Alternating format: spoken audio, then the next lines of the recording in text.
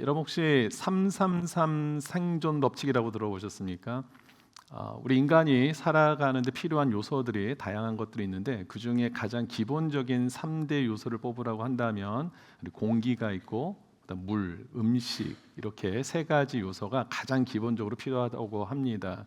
근데 사람들에 따라서 편차가 있긴 하겠지만은 보편적으로 공기 없이는 한 3분 정도 생존할 수 있고 물이 없으면 한 3일 정도 생존할 수 있다고 합니다. 그리고 음식이 없어도 한 3주는 생존할 수 있다고 합니다. 사람들에 따른 편차가 물론 있습니다만은 그래서 이렇게 결론을 내리면서 이것을 가리켜서 333 생존 법칙이라고 이렇게 부르더라고요. 그만큼 우리가 숨을 잘 쉴 수 있고 그리고 마실 물이 있고 먹을 음식이 있다고 한다면 여러분들은 복받은 삶입니다. 맞습니까? 네, 마실 물이 있고 음식이 있고 숨을 쉴 수 있다. 이것은 정말 너무나 귀한 복된 삶이죠. 그런데 오늘 본문을 보니까 예수님께서 너무나 다른 얘기를 하세요. 줄이고 목마른 자가 복이 있다라는 겁니다. 세상적인 기준으로는 잘 먹고 잘 마실 수 있는 그런 삶이 복인데 오늘 예수님께서는 줄이고 목마른 자가 복이 있다라고 얘기를 하십니다. 여러분 출애굽한 이스라엘 백성들이 홍해를 건너게 되면서 얼마나 기뻐했습니까? 이 놀라운 기적을 보면서 하나님께 영광과 감사, 찬양을 올려드리지 않습니까? 그런데 홍해를 건너고 며칠 지나지 않아서 어떤 일이 발생하냐면 출애굽기 15장 24절을 보니까 백성들이 원망하기 시작합니다. 그 이유가 뭡니까? 마실 물이 떨어진 거예요. 한 사흘 동안 마실 물들이 떨어지기 시작합니다. 그러니까 원망이 시작이 됐어요. 그리고 또 출애굽한 지 한 달이 될 무렵에 또 이스라엘 백성들에게 어떤 일이 벌어지는가 봤더니 출애굽기 16장 2절 말씀을 한번 봅니다. 한번 같이 읽어볼게요. 시작. 이스라엘 자손 온 회중이 그 광야에서 모세와 아론을 원망하여 자, 또다시 그들이 원망하기 시작합니다. 그 이유가 3절에 나옵니다. 3절 같이 한번 읽어보겠습니다. 시작. 이스라엘 자손이 그들에게 이르되 우리가 애굽 땅에서 고기 가마 곁에 앉아 있던 때와 떡을 배불리 먹던 때에 여호와의 손에 죽었더라면 좋았을 것을 너희가 이 광야로 우리를 인도해 내어 이 온 회중이 줄여 죽게 하는도다. 자, 이번에는 이스라엘 백성들이 왜 하나님을 원망합니까? 먹을 음식이 떨어진 거예요. 여러분 불과 얼마 전까지만 해도 이스라엘 백성들은 놀라운 하나님의 역사를 기적을 경험합니다. 10가지 재앙, 특별히 마지막에 장자의 죽음을 당하는 모습을 봅니다. 그 가운데서 자신들은 살 수 있었던 놀라운 기적을 경험합니다. 그리고 건널 수 없을 것 같은 홍해를 건너옵니다. 얼마나 놀라운 기적을 경험합니까? 그런데 기적을 아무리 경험한다고 할지라도 당장 우리 현실 속에서 마실 물이 없고 먹을 음식이 떨어지면 하나님을 원망하는 것이 인간의 본성인 것을 우리가 보게 되죠. 이처럼 우리가 음식이 떨어지고 물이 떨어진다라는 것이 정말 우리에게는 정말 어려운 상황으로 오히려 하나님을 또 원망하는 그런 상황으로 우리를 이끌어가는 요소가 됩니다. 그럼에도 불구하고 하나님께서는 왜 이런 상태를 가리켜서 복되다라고 말씀을 하시는가? 이 부분을 오늘 우리가 함께 살펴보면서 우리 영적인 하나님의 또 교훈을 우리가 받도록 하겠습니다. 여러분 이번에 우리 전교인 수양회를 우리 페퍼다인 유니버시티에서 우리가 했습니다. 카페테리아에서 아침, 점심, 저녁을 이렇게 먹는데 전 너무 좋더라고요. 이렇게 학교 음식, 학생들 음식을 이렇게 먹는데 너무나 풍성히 잘 먹었습니다. 자, 그런데 그렇게 잘 먹고도 하루의 일과가 끝나고 이제 숙소로 돌아갈 때쯤이 되니까요. 어떤 현상이 발생합니까? 출출한 거예요. 그때 마침 우리 또 주방사역원에서 컵라면도 준비해 주시고 김치도 준비해 주시고 어느 분은 장아찌도 담아 오시고 그리고 수박도 준비하시고 간식들 준비하셔서 저희들이 이제 숙소 들어가기 전에 그 음식을 저희들에게 제공을 해 주셨어요. 성도님들이 혼란스러워 하셨습니다. 먹느냐 마느냐 이것이 문제로다. 이거를 먹고 자야 되느냐 그냥 자야 되느냐 이것 때문에 막 고민들을 하시면서 어떤 분들은 컵라면을 선택하신 분도 계시고 어떤 분들은 끝까지 아주 소신껏 드시지 않은 분들도 보았습니다. 저는 먹었을까요? 안 먹었을까요? 이틀 내내 먹었습니다. 너무 맛있게 먹고 그 다음날 일어나서 얼굴이 탱탱 부은 모습으로 여러분들 앞에 나타났는데 우리가 이렇게 배가 조금만 출출해도 참 견디기 어려운 그런 감정을 갖는데 오늘 본문에서 줄이고 목마르다라는 표현은 단순히 배가 좀 출출한 정도가 아닙니다. 이 단어가 다른 성경에서 어디에 쓰여졌는가를 살펴보면 이 의미를 정확하게 알 수 있는데, 먼저 줄이다라고 표현한 이 페이나우라는 단어가 누가복음 4장 2절에서 등장합니다. 자, 누가복음 4장 2절 말씀을 한번 읽어볼게요. 시작. 마귀에게 시험을 받으시더라. 이 모든 날에 아무것도 잡수시지 아니하시니 날수가 다함에 줄이신지라. 자, 예수님께서 40일 동안 금식을 하셨어요. 그리고 그 상태를 줄이셨다라고 표현하고 있습니다. 여러분, 제가 2박 3일 동안 이 카페테리아에서 엄청난 음식을 먹고 배가 출출한 것과 예수님께서 40일을 금식하시고 줄이신 것과 어떤 차이가 있을까요? 엄청난 차이가 있겠죠. 이거는 감히 우리가 상상할 수 없는 그런 배고픔입니다. 굶주림입니다. 지금 그런 극한 상황에 놓여져 있는 상태를 복이 있다라고 말씀하시는 거예요. 또 목마르다라는 표현은 어떤 표현이냐면 딥사오라는 헬라어인데, 이 단어가 또 어디에 쓰였는지 보겠습니다. 요한복음 19장 28절의 말씀을 보면은 예수님께서 마지막에 이제 숨을 거두시기 직전에 내가 목마르다라고 말씀하십니다. 이게 딥사오라는 표현입니다. 목마르다. 예수님께서 골고다 언덕을 십자가를 메고 올라가시고 십자가에 못 박혀 달리신 상태로 무려 6시간 이상 동안에 견디셨습니다. 그런 가운데 물 한 모금 마시지 못한 그 상태로 얼마나 목마르셨겠습니까? 그런 상태를 지금 가리키고 계세요. 자, 그러면 얼마나 이것이 큰 고통과 아픔 속에 있는 굶주림과 목마름이라는 것을 우리가 알 수 있는데, 그렇다면 중요한 것은 무엇에 대한 굶주림이고 무엇에 대한 목마름인가를 우리가 좀 살펴봐야 되죠. 오늘 본문을 보니까 이 굶주림과 목마름은 어떤 것이냐면 의에 대한 것이라고 얘기를 하고 있습니다. 헬라어로는 디카이오시네라는 단어를 사용하고 우리 한자로는 오를 의자를 사용하더라고요.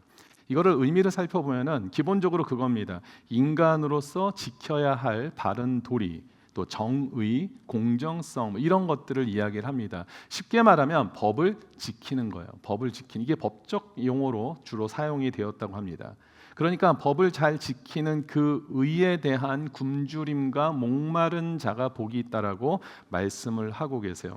그러면 이건 단순히 법을 잘 지키면 되는 것인가? 그렇진 않죠. 예수님께서 말씀하신 이 디카오요시네라는 단어는 법을 단순히 잘 지키는 것에 그치는 것이 아니라 하나님의 심판과 구원에 이를 수 있는 의를 이야기를 하고 있습니다. 이것은 하나님의 언약 관계에서만 이루어질 수 있는 의를 우리에게 지금 말씀하고 있는 것입니다. 자, 그러면 우리가 하나님의 심판과 구원에 이를 수 있는 그 기준이 될 수 있는 그 의에 이르기 위해서는 어떻게 하면 가능한가?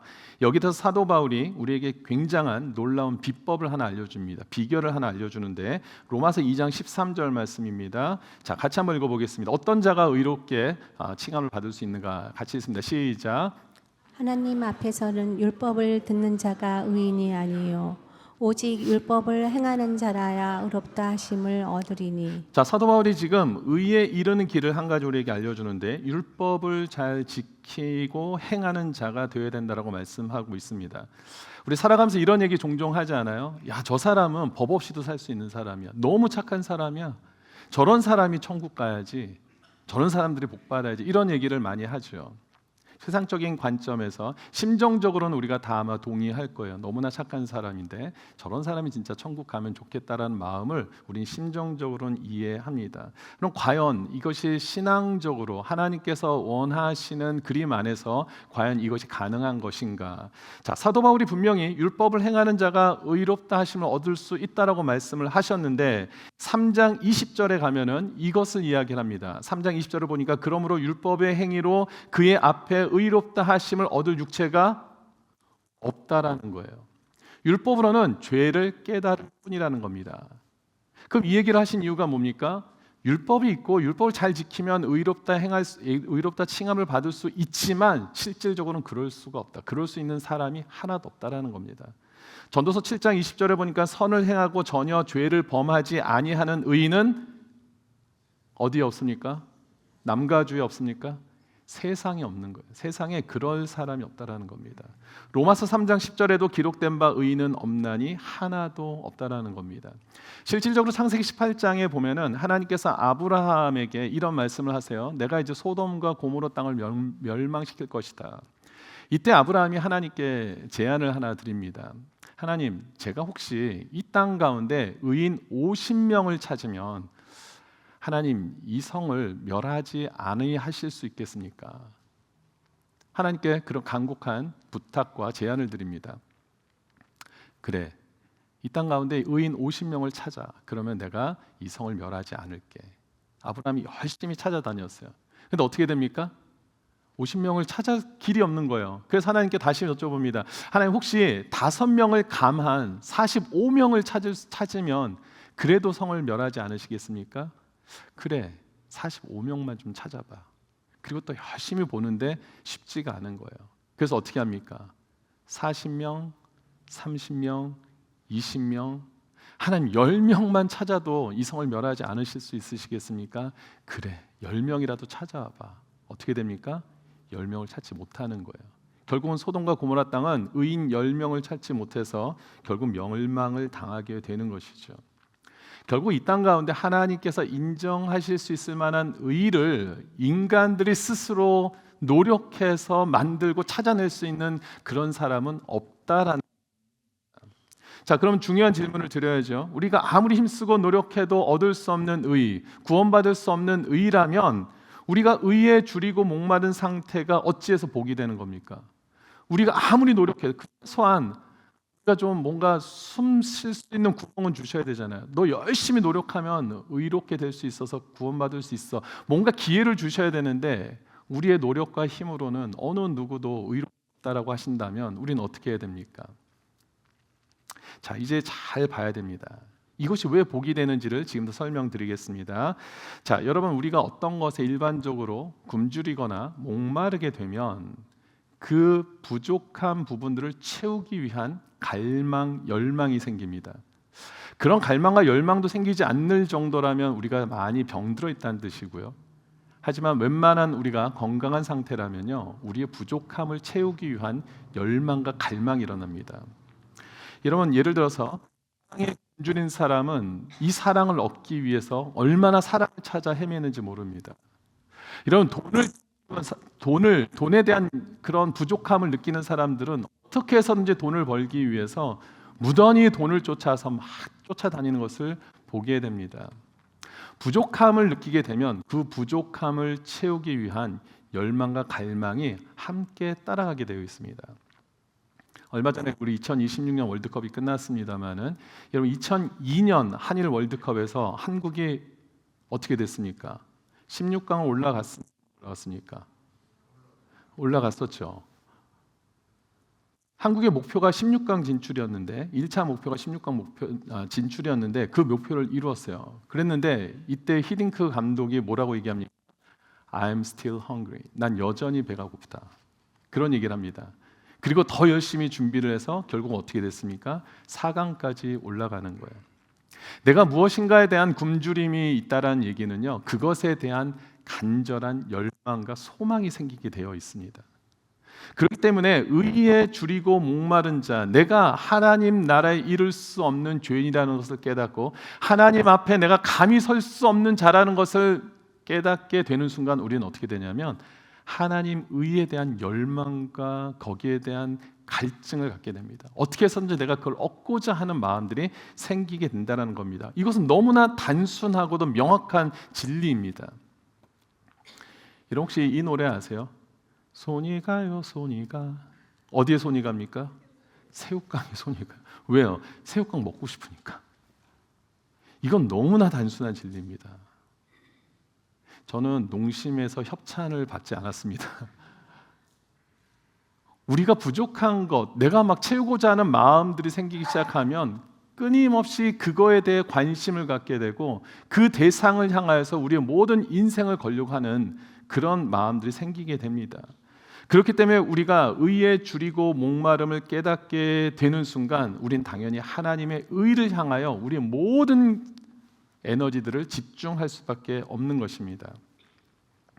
자, 그러면 우리가 이렇게 집중할 때 하나님의 의는 어떻게 얻어질 수 있는가? 사도 바울은 분명히 우리에게 말씀하셨죠.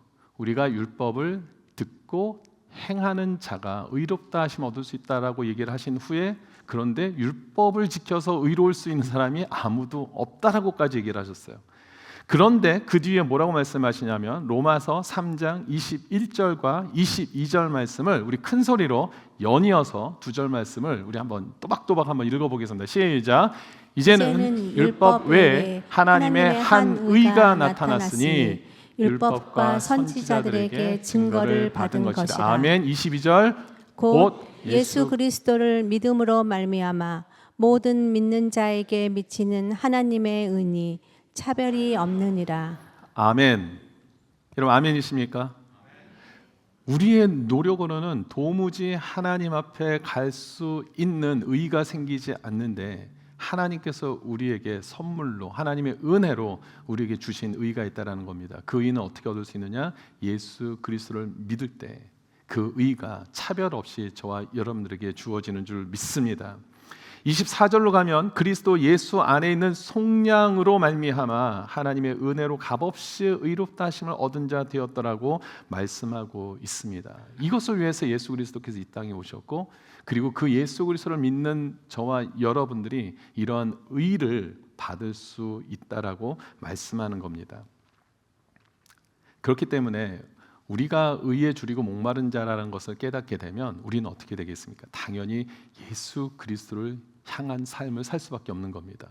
누가 뭐라 그래도 예수 그리스도를 향한 삶을 사는 것이 너무나 기쁘고 즐겁고 그것에 우리 모든 에너지를 쓸 수밖에 없다라는 겁니다. 더 예수 그리스도를 갈망하는 것이죠.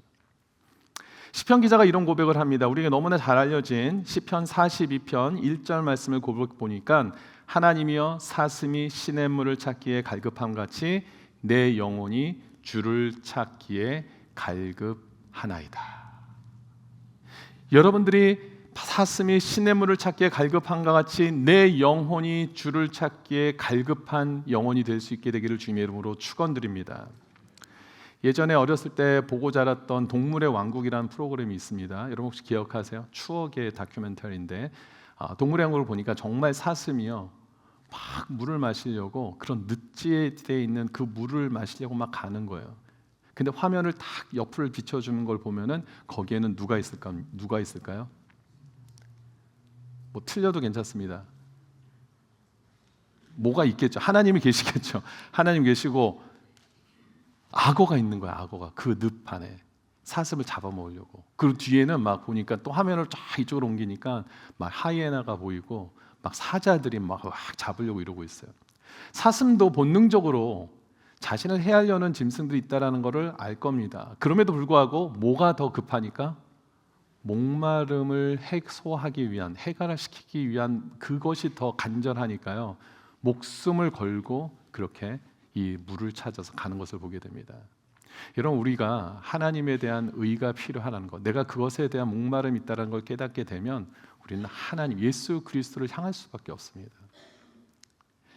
우리가 율법을 지키는 것이 의무와 책임이 아니라 우리가 예수 그리스도께 우리의 모든 에너지가 쏟아지고 내가 정말 주님 아니면 살 수 없다는 걸 깨닫게 되면 주님만을 바라보고 주님이 기뻐하시는 데 내가 거하고 주님이 원하시는 곳에 내가 거기에 거하게 되면 당연히 우리는 말씀을 따르는 것이, 율법을 따르는 것이 너무나 당연하게 되는 것입니다.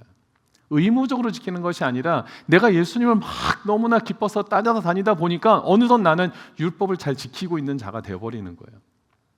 여러분 이것이 굉장히 중요한 우리에게 주시는 영적인 비밀입니다.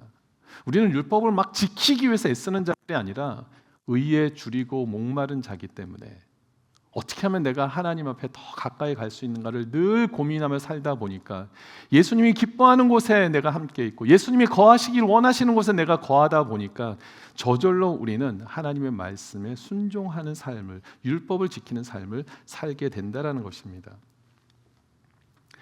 여러분 사도행전 16장 29절 30절에 보면 이런 내용이 있습니다. 간수가 등불을 달라고 하며 뛰어들어가 무서워 떨며 바울과 실라 앞에 엎드리고 30절 그들을 데리고 나가 이르되 선생들이여 내가 어떻게 하여야 구원을 받으리까 하거늘. 자 이게 어떤 장면입니까?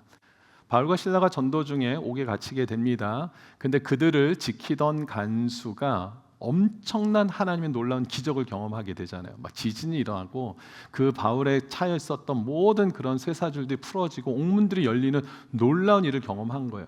그때 간수는 깨달았습니다. 정말 하나님이 살아계시는구나. 하나님이 이곳에 함께 하시는구나. 내가 그러면 나는 어찌할꼬? 나 같은 죄인은 하나님 앞에 내가 어떻게 서야 될까? 두려움이 몰려왔어요. 그러니까 간수의 모든 신분을 다 체면을 다 내려놓고 이 죄수 앞에 무릎 꿇고 내가 어떻게 하면 영생을 얻을 수 있습니까? 내가 어떻게 하면 구원을 받을 수 있습니까? 라고 나아가는 모습을 보게 되는 것이죠. 바로 이겁니다. 의에 줄이고 목마른 자를 깨닫게 되면, 여러분들의 의에 줄이고 목마른 자라는 사실을 깨닫게 되면 우리 인생은 완전히 바뀌는 거예요. 늘 하나님 중심, 예수 그리스도의 중심의 삶이 될 수밖에 없음을 믿으시기 바랍니다.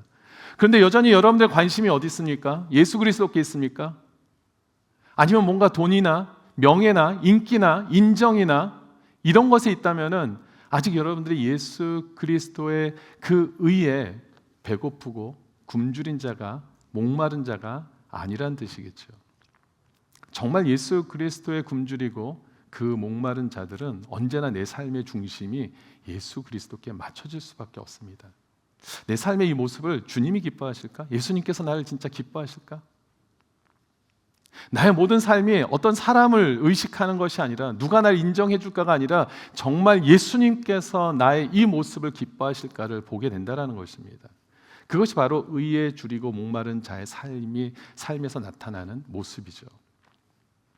제가 아까 오를 의자를 쓴다고 말씀을 드렸는데, 여러분 오를 의자 한자를 제가 이렇게 보니까요, 한번 제가 그림 하나 보여주십시오. 네, 이 오를 의자가 양양자에 자아, 나아자를 그 아래에 놓고 두 단어를 합친 것이 보니까 오를 의로 이렇게 쓰더라고요.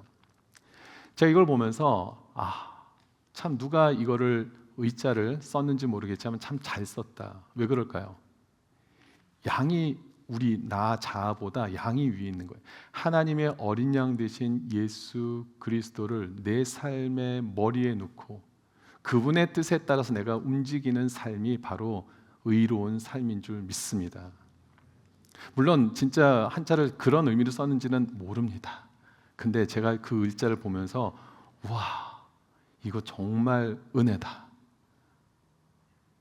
여러분들은 감동이 없으시지만 저는 저 단어를 보면서 그렇구나, 예수 그리스도, 하나님의 어린 양 되신 예수 그리스도가 내 머리 위에 있어서 그분의 명령에 따라서 내가 행하고 살아간다면 그것이 바로 하나님이 이루는, 하나님께서 인정하시는 의로운 삶이 되겠구나라는 걸 깨닫게 되는 것이죠.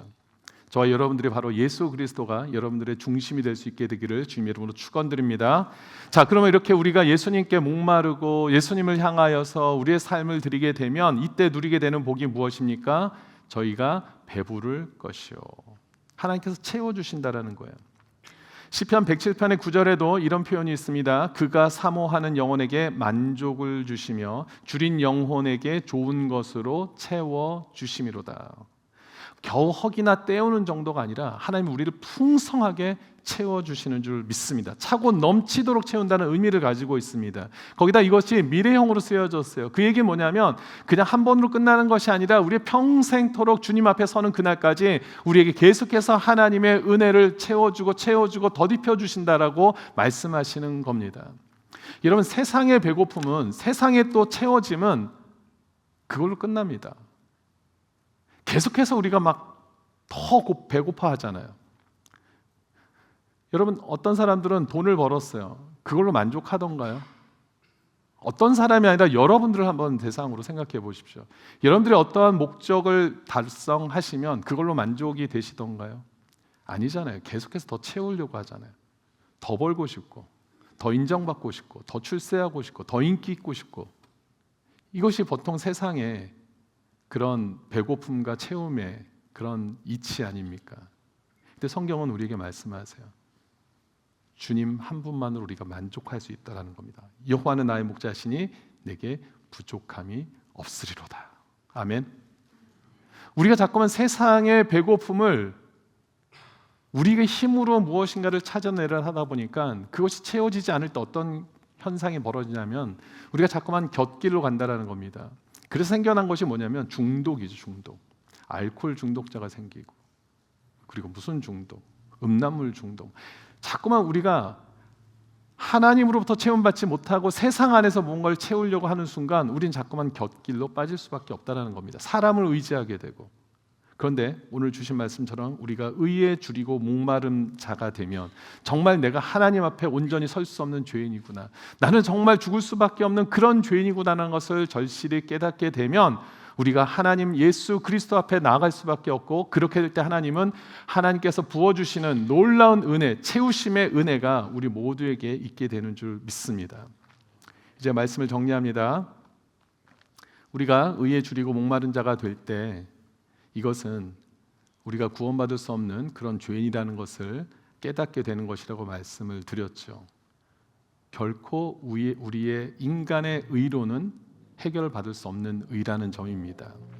사도 바울이 자신을 가리켜서 이런 소개를 한 적이 있어요. 빌립보서 3장 6절인데 열심으로는 교회를 핍박하고 율법의 의로는 흠이 없는 자다. 자신을 가리켜서 의로운 자라고, 율법으로 흠없는 의로운 자라고 얘기를 해요.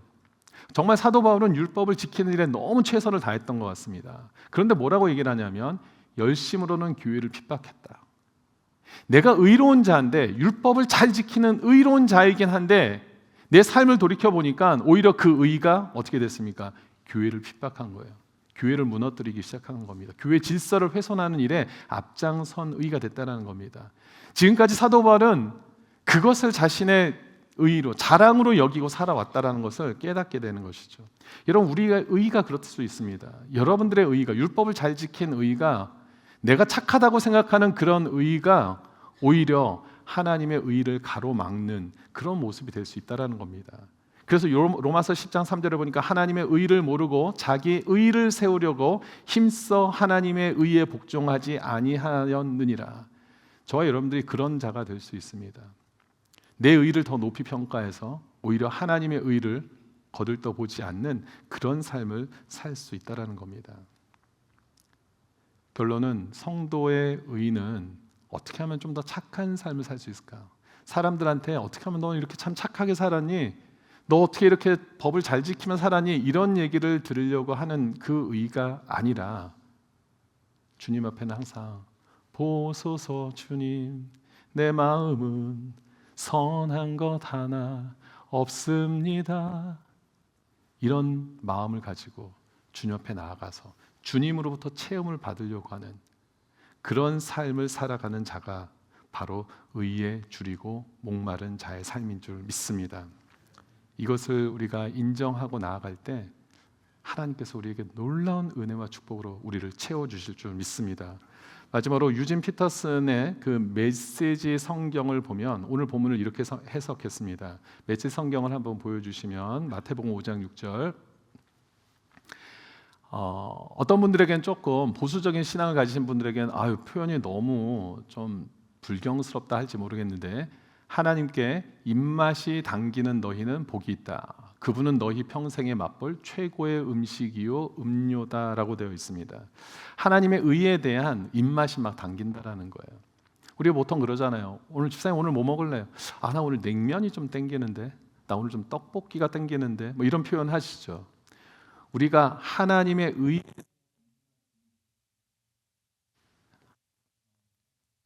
나오나요? 네. 불경스러운 표현을 해서 그런가요? 네. 하나님께 입맛이 당긴다. 저와 여러분들이 항상 예수 그리스도의 그런 하나님의 의를 사모하는 그 입맛이 당기듯이 우리 주님 앞에 그런 막 당기는 그런 하나님이 당겨주시는 그 은혜를 누리시게 되기를 주님의 이름으로 축원드립니다. 그렇게 되면요, 하나님께서 여러분들이 행하신 은혜만을 기억하고 그 은혜 때문에 힘을 얻고 그 은혜에 합당한 삶을 살아가게 되는 줄 믿습니다. 법을 지키려고 애쓰는 것이 아니라 하나님의 은혜에 합당한 삶을 살아가려고 하다 보니까 내 삶을 뒤돌아보니까 내가 그렇게 율법대로 살아간 것이 되는, 그것을 깨닫는 때가 온다라는 겁니다. 예수 그리스도께 갈망하시고 예수 그리스도의 의를 사모하시고 그분의 말씀에 순종하며 살아가시는 우리 사랑하는 모든 성도님들 되시기를 주님의 이름으로 축원드립니다. 아멘.